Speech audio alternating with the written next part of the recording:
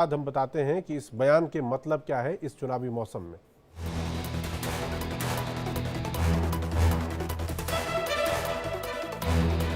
और इस वक्त की बड़ी खबर है कि सैम पित्रोदा ने ओवरसीज कांग्रेस अध्यक्ष पद से इस्तीफा दे दिया है। जयराम रमेश उन्होंने इस्तीफे की जानकारी दी है। सैम पित्रोदा ने अपने ओवरसीज कांग्रेस के अध्यक्ष पद से इस्तीफा दे दिया है। अभी हमने आपको बताया था कि आज सुबह उनका बयान आया था, जिस बयान के बाद लगातार कांग्रेस की किरकिरी हो रही थी।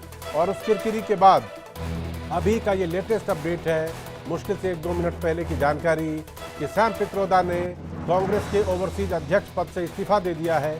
आज सुबह उन्होंने कहा था कि देश के अलग अलग, वैसे वो कह रहे थे देश की विविधता के बारे में कि हिंदुस्तान कैसा है, लेकिन उसमें उन्होंने जो तुलना की थी, नॉर्थ ईस्ट के लोगों की तुलना चीन से की थी, दक्षिण भारतीय लोगों की तुलना उन्होंने अफ्रीका से की थी।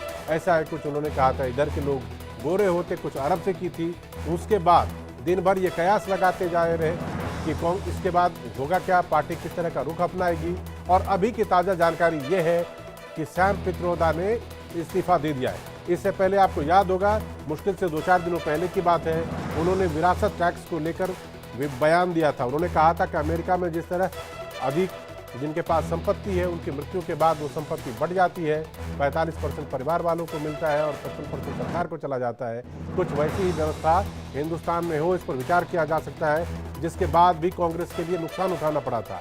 और जब चुनाव में दरमियान इन्होंने सैम पित्रोदा साहब ने बोला है, कांग्रेस हमेशा बैकफुट पर चली गई। और आज का जो बयान है वो भी कुछ इसी सिलसिले में इसी तरह का था। और अब जाकर जानकारी आई है कि उन्होंने अपने पद से इस्तीफा दे दिया है। जयराम रमेश ने इस बात की जानकारी दी है। उन्होंने बताया है कि ओवरसीज कांग्रेस पद से उन्होंने इस्तीफा दे दिया है।